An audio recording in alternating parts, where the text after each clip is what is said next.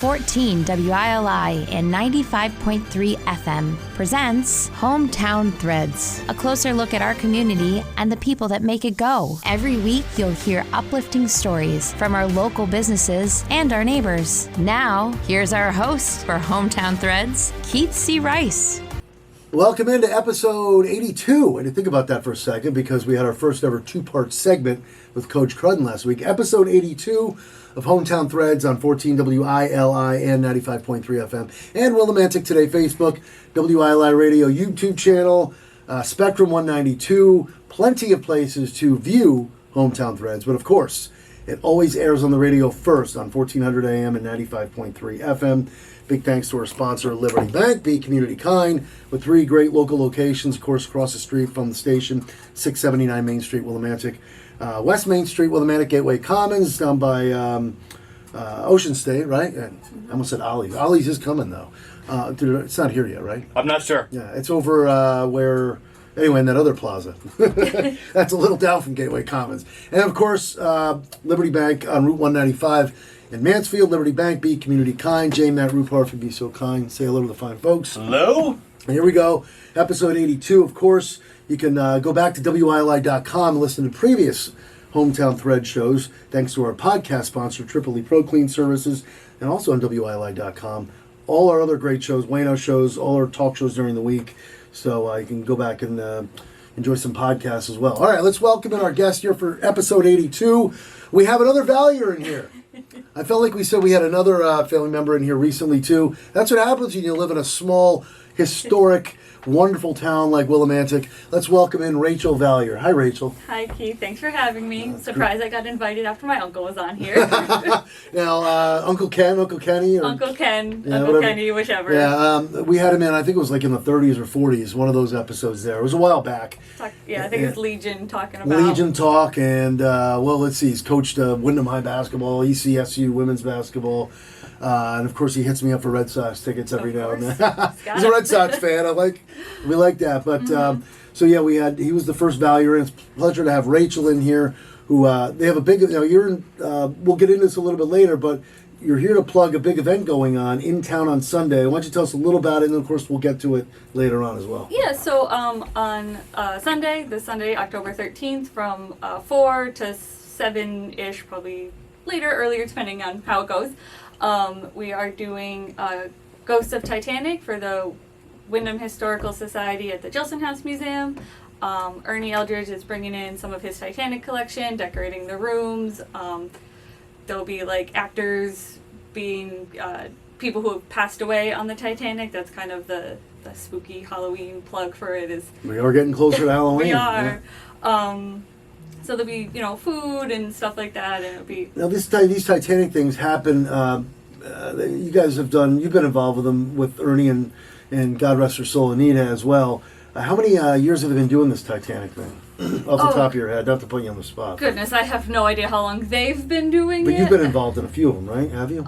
This is the second one I've been involved with. Last year we did the same event, but we did on the stage. That was fun. It didn't work out so well with the wind up there. It was a little chilly for October, so we decided to move it in the house. Once again, this is happening this Sunday. I think you said 4 to 7? 4 to 7 at the Gilson House Museum. Okay, we'll get more into that later. And, of course, I think Ernie's going to be on the Big Guy show tomorrow. He'll be on with Wayno, and you'll be hearing about it all week as we get ready for Sunday's Titanic event. What's the title of this one again? It's Ghosts of Titanic at the Gilson House Museum. Ghosts of Titanic. Sorry. I get it all, Halloween and all that. Okay, well, here we go. As we do with every episode of Hometown Threads, we get to know our guest. Rachel, you're, of course, last name Valuer. You're a Willimantic native, I'm assuming, right? Willimantic native for a very, very long time. Born in Wyndham, grew up in Wyndham. Did move out to Brooklyn for a short time, but my dad was still here. So didn't go to Wyndham High. But that's okay. My uncle was coaching there, so it's kind of like... Wait, was that like a conflict of interest? You said, no. My uncle's coaching there, I do not want to go to... Why'd you go to Wyndham? I'm just curious. I didn't actually have any parents living in Wyndham at that time, gotcha. so I see, yeah. It just kind of... I ended up going to Woodstock Academy. Oh, gotcha, the Brooklyn thing. Yeah, okay, yeah. So... But it was fine. And then, grew up here, went to St. Mary's. I was about to ask you. I think you did because, well, you didn't Ken coach at St. Mary's too? Or he was involved in St. Mary's, Yeah, he right? was my 6th grade teacher, my Okay. science teacher, my gym teacher.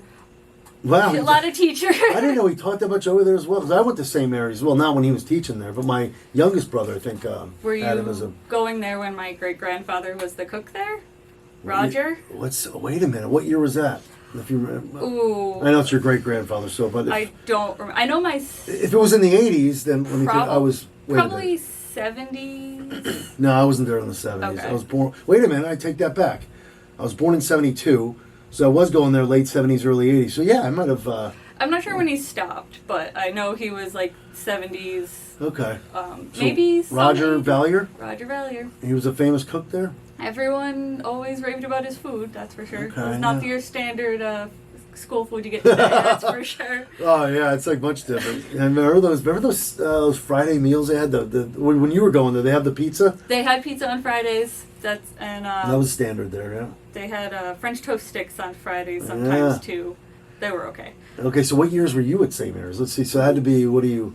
I graduated in 08. Okay. So, or 09. 09. And it's Yeah. so sad that the doors are closed now. I But know. I was just talking to somebody about that recently. I mean, I know enrollment was down.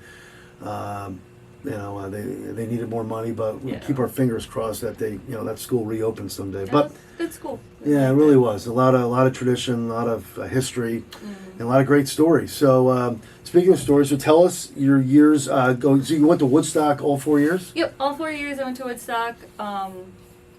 So, I actually ended up working in high school at like Papagino, so I did make my way back here for work. Okay.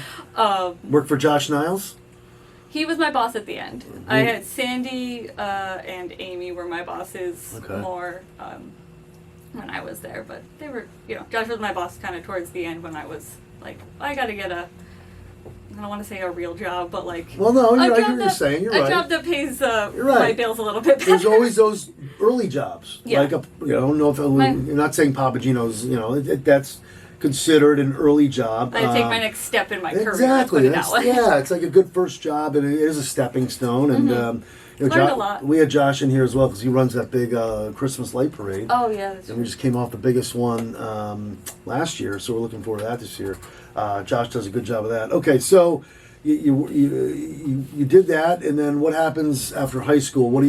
What's Rachel Valier thinking? What she wants to do? So Rachel ended up going to college at the Massachusetts College of Liberal Arts out in the Berkshires for arts management. So the best way we learned to describe it because that's actually not a major that exists in Connecticut technically. There's arts administration, No kidding. which is different. But arts management, we always describe it as like the business of nonprofit and art. So we took a lot of like nonprofit management classes, a lot of, you had to take a museum studies course, a performing arts theater course. You had to take, you could either take like, drawing or printmaking. I took art history because I'm not very artistically inclined. So I was like, let's not put my grades on my skills here. Did a lot of theater out there, did a lot of like stage management, prop management for just like club shows, worked in the box office / what's the word? Like front of house for Mass MoCA, which is the largest contemporary art museum in the world.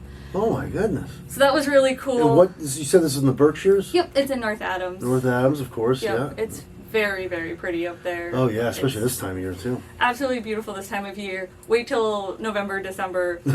It's still beautiful if you like that kind of weather. It's beautiful, and not when you got to get up. It's -15. There's 4 feet of snow on the ground, and they're like, "Hey, there's still class today," and we're like, "All right, I'll just." And what's the name of the school again? The Massachusetts College of Liberal Arts, Really? MCLA for short. So when you're wrapping up high school at Woodstock, Yep. you knew that you wanted to. Did you apply to other schools, or you knew this college was definitely, on your well, this was on your radar. What else is on your radar? So I looked at Franklin Pierce University in New Hampshire, I think that one Yeah. is, and Western New England University Same majors, same kind of idea what you want to do? Or Yeah, what? they all had that major, but Franklin Pierce it's a little more north. It didn't have like the right campus vibe for me, and Western New England. I knew I wanted to go to a small school. Yeah. And that school it wasn't like, I don't want to say it was the size of Yukon. It was probably like half the size of Yukon, which just still felt really big. Right. And it's kind of like, I don't know, they always say like when you buy a house or you try on your wedding dress, like you step into it and you just know that like that is where I need to be. Yeah. I saw the brochures for MCLA. I was like, oh, that looks cool. That looks nice. We'll go, and then it was winter break for high school, and my stepmom Tina was like, we're not doing anything today. You want to go just walk around the school? So we got in the car. We got there. It was, I think, like negative 2 degrees. It was so cold. And you were sold because it was -2. It's beautifully cold and frigid up here. Sign me up. No, I was like, wow, it's really cold up here. But like, I stepped on the campus and I just kind of glanced around. I was like, this is where I want to go. See, that's a great feeling, and that's where it's got taking me back to when I was doing that kind of thing. You know when it's right, and we're joking about the temperatures and stuff, but good for you. I mean, and it's close enough where you could get in the car and drive home for the weekend. Right? That's what I liked about it. I knew I didn't want to go to school in Connecticut, and partly that was when I was 16 and I had everyone coming up to me like, oh, you're Dave's daughter. Oh, you're Kenny's niece. You want to get away from Dave and Ken, I'm like, right? I want to say I made it on my own. Exactly. So I'm like, Massachusetts feels far enough away where I can be myself, but like, if there's an emergency, my parents can get there pretty quick. And it was the perfect fit. Absolutely. Being a Rice, I was the same way. That's why I moved away a bunch of times and came back, because I think you get the reputation, Keith Rice grew up in a radio family. I was very lucky to grow up in a radio family. Yeah. But I'm not trying to sound like or toot my own horn, but I kind of had a chip on my shoulder for years because I didn't want people to think nobody pulled strings for me. So I kind of see what you're saying. You have the last name Valier, kind of like, you want to do it on your own. It makes it feel like, a sense of accomplishment. And, right. And but it's great to have family around that care and love for you, and that's the most important thing. Yeah. But proving yourself is always is a great feeling. So you're at North Adams for 4 years. I know it's not the name of the school, but you're up in North Adams. Yep. You enjoyed all 4 years? I enjoyed all 4 years. It was really great. They had a lot of opportunity because it was a really small school, and the Berkshires has like a ton of art opportunities. We got to like take field trips to like Jacob's Pillow and Tanglewood, and get to like talk to. I know other schools do that, but it just felt like that's great. You made a lot of friends. I had a lot of friends. I'm still friends with a lot of them. I met my current boyfriend there, so. Great. I actually convinced him to move here. So. Get at it. Well, tell us this story. So, how long are you guys dating in college? You don't have to get too detailed, but so when did you meet him? Like second or third year of college, or what? So we were just friends in college. I met him my sophomore year, and we were friends. We didn't date in college, and then couple years ago, we just started like hanging out a little bit more, talking, and then last year. We like went on a bunch of like trips and stuff. Just like he lived in Boston. He's like, oh, come, let's tour on Boston. Wow. So and then he just asked me to be his girlfriend. And we're That's like, great. we've been hanging out. Now get to the important. I want to hear how'd you get into move here. I mean, that's good for you. Well, that one it's kind of not a sad story, but a sad story that worked out. He was working at a school and they were getting rid of his position, so he ended up getting a job at Yukon. So I was like, well, just come move here. Wow, look at that. See, things work out. It did work out, yep. So he works up at Yukon. He does work up at Yukon. Very good, very good. Yep. So have you done, you graduate from the school what year again? 2017. And what happens right out of college? Come back here? I come back here, bounced around from a couple different jobs, tried to, just interviewing a ton of places, how that all that goes. Worked out in Hartford at Hartford Stage for a bit. That was really fun. Got to see a lot of really cool shows. Wow, Hartford Stage. Yeah. Nice. What'd you do there at Hartford Stage? I was a box office representative. Okay. So we, just sold all the tickets and dealt with like parking passes and stuff. Nice. But it was fun. Did that for like 2 years, a year and a half. But then I was like, I kind of want something closer to home, because the nice thing about that job was it didn't start till 10 in the morning, so you missed all the morning rush hour traffic. But that day ends at 5. Yeah, so and that 5 o'clock rush hour you gotta traffic. You gotta face it either first thing or it's one or the other. So then I got a job up at Eastern that was much closer to home, and been there ever since. I think I got that in 2019, right before the pandemic. I just kind of figuring out what I'm supposed to do. That was right after Hartford Stage? Right after. You left Hartford Stage for the job which you have now at Eastern, and tell us about that. So I work in the advancement office, so I am the assistant director of annual fund and advancement services. No, that does not fit on a business card. My goodness gracious. Tell us, what is that? What do you do? So it's just a lot of fundraising. So I'm in charge, and my personal responsibility is doing all of the gift processing. So if you send Eastern, the foundation, a check for $100, I write you your tax receipt that says thank you so much. It really means a lot to the students. Here's your tax write-off. So you're writing thank you notes, basically. It's a little more involved. I know. But then there's I know what I do on a daily basis. It changes day to day. But helping craft email solicitations and direct mail solicitations, just being like, hey, that's good. don't and you forget. Enjoy it? Yeah, I do. It's good. My coworkers are really nice. Good office. So. Is this whereabouts at Eastern is this? Because Eastern's campus has changed a lot of it. Yeah, it's in Gelsey Young. So it's is kind it of near admissions? Kind of. It's I know where admissions is. It's okay. If you're looking at admissions, it's the building way to your left. Well, where your uncle used to play baseball and coach all those years, yeah. right? The old baseball field. It's not there anymore. Sorry to bring up. No. But no, in that vicinity. Though. Yeah, it's it's actually one of the buildings that are connected by that bridge. So okay. Yeah. So how about what Eastern's done with their campus? Well, Yukon too. It's just unbelievable. I mean, going back to you're old enough to remember. You're probably. What year did they go through all those renovations and stuff? The 80s. Not Eastern. Eastern was late 90s. I guess the mid 90s. Okay. 90s. It was all when David Carter was the president. That's right. And Yukon the same way. I moved away. Away from 08 to 15. I come back and there's skyscrapers and stores. I'm like, oh my god. Every time I go up to Yukon, I'm like, oh, there's a new building. When was that there? Thanks to the men's and women's basketball teams, right? Yeah. It pays to have a winner. Mm-hmm. No, but speaking of sports, we're with Rachel Vallier here, episode 82 of Hometown Threads, brought to you by Liberty Bank, Be Community Kind on WILI and Willimantic Today Facebook, Spectrum 192, and a whole bunch of other places where you can watch. And, of course, only listen to it here on WILI. So, even though sports is in your family, we mentioned your Uncle Ken and, I don't know, your father, Dave, who I just played cornhole with a couple weeks ago. I don't know if cornhole is really a sport, but Dave and ESPN. You're right, it's on the Ocho, ESPN, I'm kidding. But that's how I knew Ken for years, and I knew about Dave, but I finally was introduced to Dave.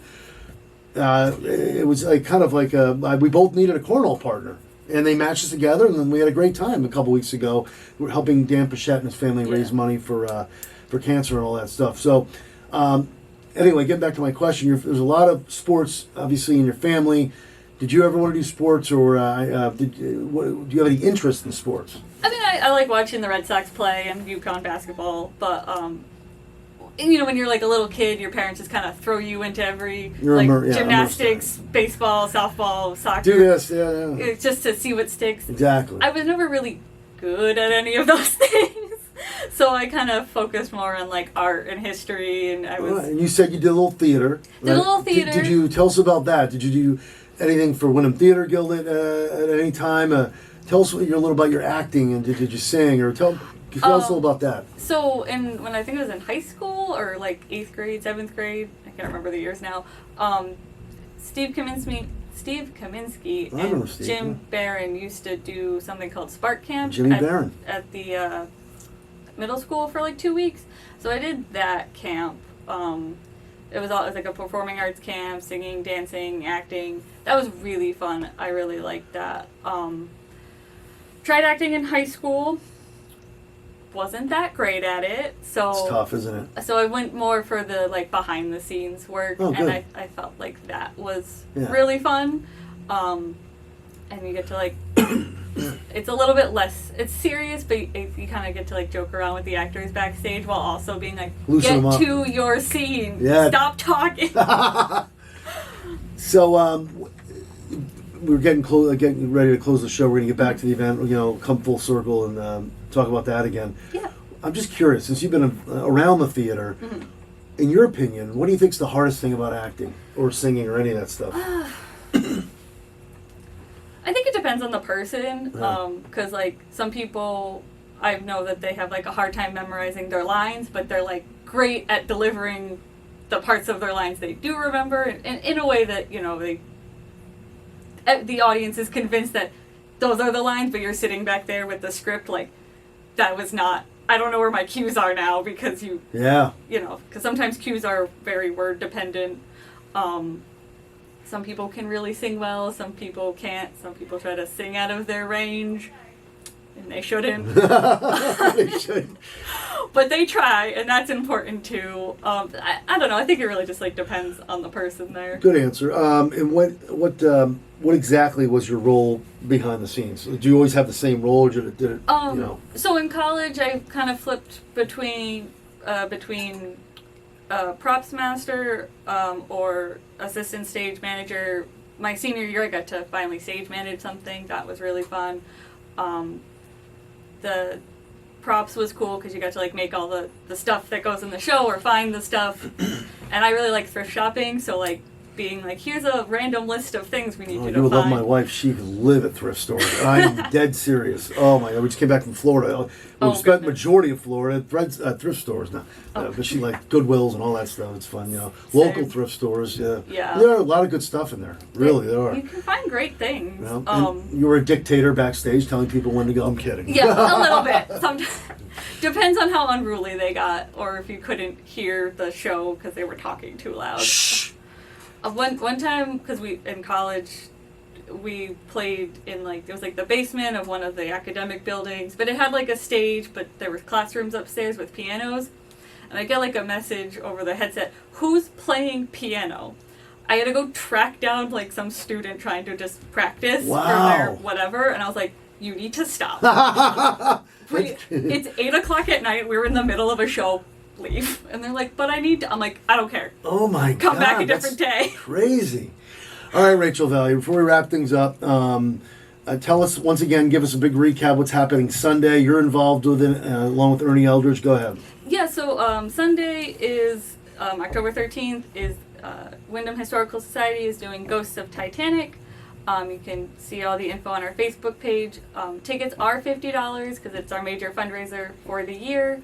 But there's food, and it's a beautiful exhibit with great Titanic memorabilia, some stuff from the actual ship, some stuff from the movie. We do recommend you buy tickets in advance because we want to make sure we have enough, food. Where can they get the tickets in advance? How do they can get the tickets in advance at jilsonhousemuseum.com. I think it's .com. Yeah. But you can. The link's on our Facebook page. The link is also on our Instagram page, both Wyndham Historical Society. There's an event page on Facebook as well. It's getting shared all over Willimantic today, Wyndham Happening Now, Wyndham Arts and Eats, and everywhere.